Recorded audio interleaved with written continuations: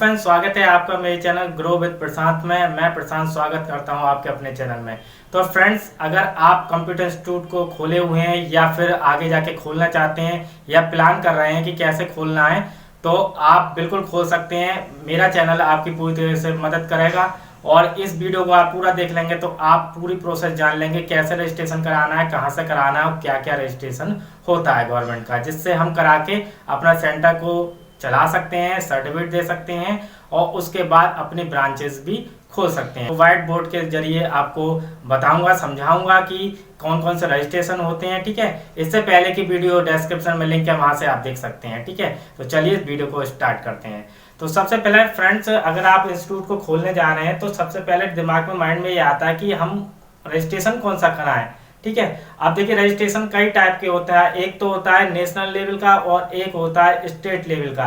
ठीक है, अब आपको मैं दोनों चीजें समझाऊंगा। तो सबसे पहले आपको मैं बता दे रहा हूं, अगर आपको इंस्टीट्यूट खोलना है या सेंटर खोलना है कहीं भी, किसी भी स्टेट में, किसी भी सिटी में, इससे कोई दिक्कत नहीं है कि आप किसी और से बिलोंग करते हो, किसी सिटी से, तो वहां का अलग प्रोसेस है, ऐसा कुछ नहीं है। ठीक है, सबके यही प्रोसेस है। हो सकता है थोड़ा सा डॉक्यूमेंट में हो सकता है कि आपको थोड़ा सा अलग हो सकता है हर स्टेट का, बट मोस्टली सब एक जैसा ही रहता है। तो सबसे पहले हम बात कर लेते हैं। सबसे पहले अगर हमें अपना कंप्यूटर इंस्टीट्यूट और सेंटर खोलना है तो सबसे पहले हमें बनानी होती है सोसाइटी।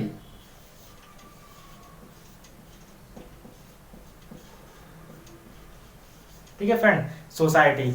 अब सोसाइटी बनाने के लिए आपको 7 मेंबर्स की जरूरत होगी। ठीक है, अब ये भी दो तरीके की होती है, state level and national level. ठीक है, अब नेशनल लेवल में क्या होता है, स्टेट लेवल में क्या होता है। स्टेट लेवल में क्या होता है कि आपको एक ही स्टेट के सारे मेंबर्स होने चाहिए। ठीक है, और एक ही घर के नहीं होने चाहिए, ये इसमें सबसे बड़ी फाउंडेशन है। ठीक है, दूसरी चीज है कि आपका जो नेशनल लेवल की होती है उसमें आपको मेंबर अलग अलग स्टेट के होने चाहिए, ये नहीं कि एक ही स्टेट के। ठीक है, 8 स्टेट के आपके अलग अलग मेंबर होने चाहिए, इसमें ये बाउंडेशन है। ठीक है, तो अगर आपको नेशनल लेवल की सोसाइटी बनानी है तो आपको 8 मेंबर होने चाहिए और आपको स्टेट लेवल की बनानी है तो आपके पास 7 मेंबर्स होने चाहिए। ठीक है, तो ये तो चीज थी कि सोसाइटी क्या होती है। ठीक है, अब दूसरी बात है, अगर आप सोसाइटी नहीं बनाना चाहते, भाई हर एक के पास मेंबर की दिक्कत है कि मेंबर नहीं है, और फिर मेंबर भी ऐसे रखने हैं जो जेन्युइन हो, ये नहीं कि वो एक्टिव भी ना रहे।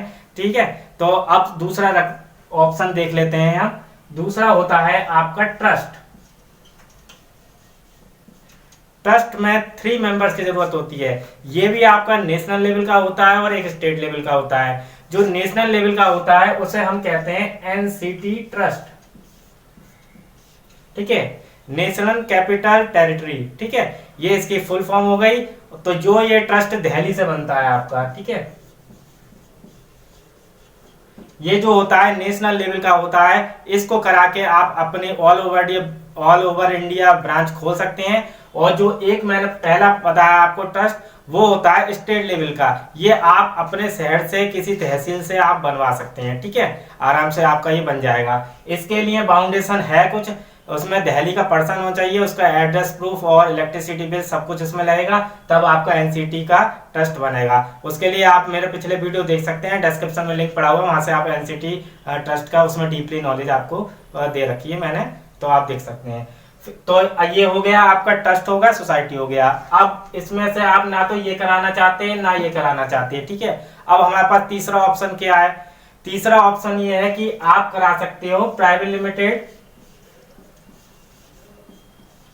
या फिर एलएलपी, और या फिर आप करा सकते हो सेक्शन 8 कंपनी। ठीक है, ये जो तीनों होती हैं ये आपके एमसीए से बनती है, यानी कि मिनिस्ट्री कॉर्पोरेट अफेयर। ये मिनिस्ट्री का डिपार्टमेंट है और इसको कराने के बाद ये फायदा होगा, जो प्राइवेट लिमिटेड और एलएलपी और सेक्शन 8 कंपनी, ये तीनों आपकी नेशनल लेवल की मानी जाएंगी। जैसे हमने सोसाइटी करा ली, वो आपकी स्टेट लेवल की हो गई। ठीक है, और अगर आप इनमें से करा ले तो आपका नेशनल लेवल का हो गया। तो नेशनल लेवल बड़ा होता है, स्टेट लेवल छोटा होता है। ठीक है, आप नेशनल लेवल पे काम करके आप अपनी ब्रांचेस भी खोल सकते हो। ठीक है, और अपने सेंटर दे सकते हो।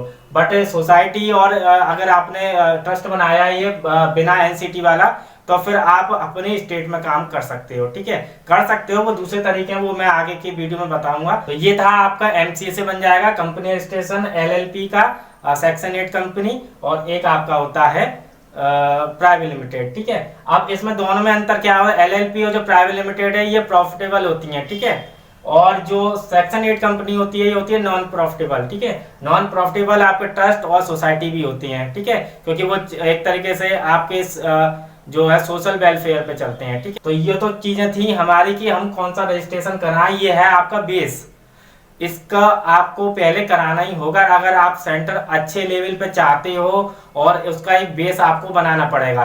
तो इनमें से आपको क्या चीज सूट कर रहा है ये आपको डिसाइड करना है। तो फ्रेंड्स, आप ट्रस्ट, सोसाइटी या फिर सेक्शन 8 कंपनी बनाने के बाद आपका जो नंबर 2 आपका रजिस्ट्रेशन होता है वो आपका होता है नीति आयोग में रजिस्ट्रेशन।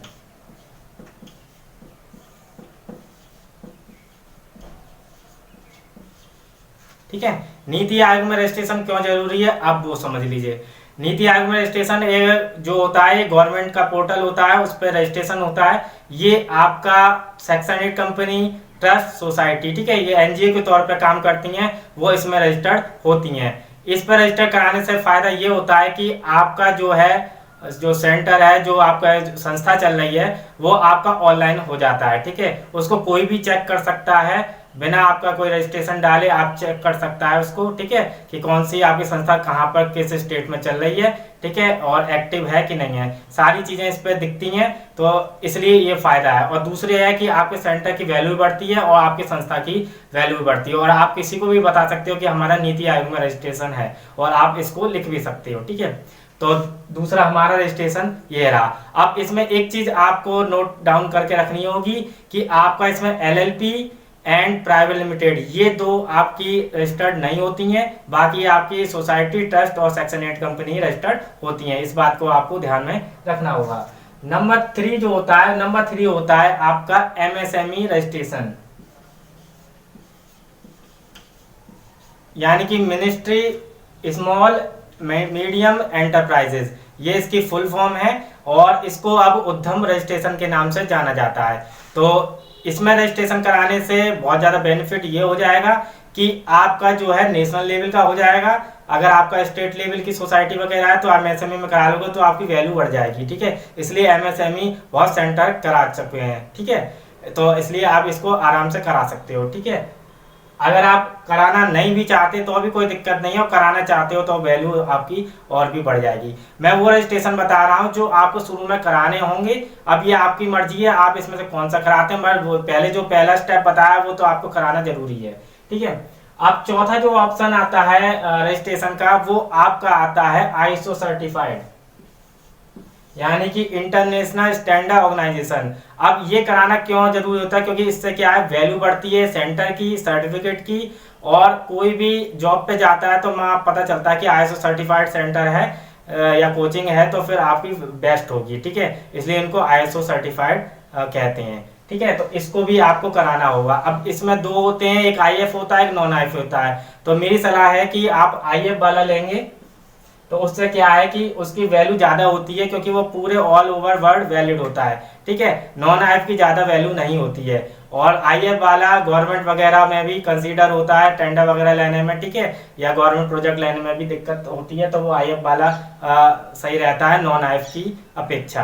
तो आपको मैं सलाह दूंगा कि आप आईएफ वाला ही लीजिएगा। ठीक है, अब पांचवा हम बात कर लेते हैं। पांचवा जो रजिस्ट्रेशन होता है वो होता है वेबसाइट। ठीक है, अब ये एक तरीके से रजिस्ट्रेशन नहीं कहला जाएगा, बट ये जरूरी है।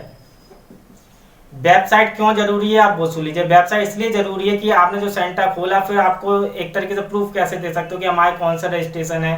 ठीक है, और जो पहले स्टूडेंट है पहले आपकी वेबसाइट ही देखेगा, फिर आपके वो सेंटर पे आएगा। हो सकता है कुछ थोड़े बहुत आते हैं, बट मोस्टली वेबसाइट देख के ही आते हैं। अच्छे लेवल की बनवानी ज्यादा जरूरी है, जो लगे कि हाँ इंस्टीट्यूट की कोई वेबसाइट चल रही है, बड़े लेवल पे चल रही है। ठीक है, तो इस बात का आपको ध्यान रखना है वेबसाइट पे, क्योंकि आप जो सर्टिफिकेट दोगे तो वो आप इसमें डाटा डालोगे, वो रजिस्ट्रेशन वगैरह अपना डालेगा स्टूडेंट और अपना शो कर पाएगा। ठीक है, रिजल्ट भी शो कर सकता है और अपना वेरिफिकेशन भी कर सकता है अपने सर्टिफिकेट का, या फिर कोई कंपनी वगैरह है वो भी अपना वेरिफिकेशन कर सकती है। तो ये जो 5 चीजें मैंने आपको बताई ये आपकी कंपलसरी है। इसको आपको कराने के बाद आराम से आप सेंटर को चला सकते हैं, कोई दिक्कत आपको नहीं आएगी, और अपनी ब्रांच भी दे सकते हैं, इसमें भी कोई दिक्कत नहीं आएगी। ठीक है, बाकी आपका स्टेट लेवल का तो नेशनल लेवल का करा लीजिए, उसमें कोई दिक्कत नहीं है। अगर आपको लगता है कि मेरे को और ब्रांचेस देनी है तो आप वो भी काम कर सकते हैं। बाकी आपको कुछ समझ में ना आया होगा तो कमेंट कर सकते हैं, या फिर पिछले वीडियो देख सकते हैं, उसमें मैंने पूरा डीपली बताया इन सब चीज़ों को एक एक करके। तो इसमें आज मैंने बताया कि कौन सा रजिस्ट्रेशन है, तो मैंने व्हाइट बोर्ड की मदद से आपको समझा दिया है। ठीक है, तो चलिए इस वीडियो को यहीं पर स्टॉप करते हैं, आगे कुछ और टॉपिक पर बात करते हैं। तब तक के लिए धन्यवाद, थैंक्स फॉर वॉचिंग। और ये तरीका कैसा लगा आपको बताइएगा कमेंट करके, और ऐसी और भी वीडियो अब आएंगे तो उन पर भी मैं ऐसी चर्चा करूंगा। तो चलिए इस वीडियो को यहीं पर स्टॉप करते हैं, शेयर करिए, और चैनल पर नए हैं तो सब्सक्राइब करना ना भूलें, और बेल आइकन को दबा लीजिए, जिससे आपको मेरे वीडियो समय समय पर मिलते रहें। धन्यवाद, थैंक्स फॉर वॉचिंग।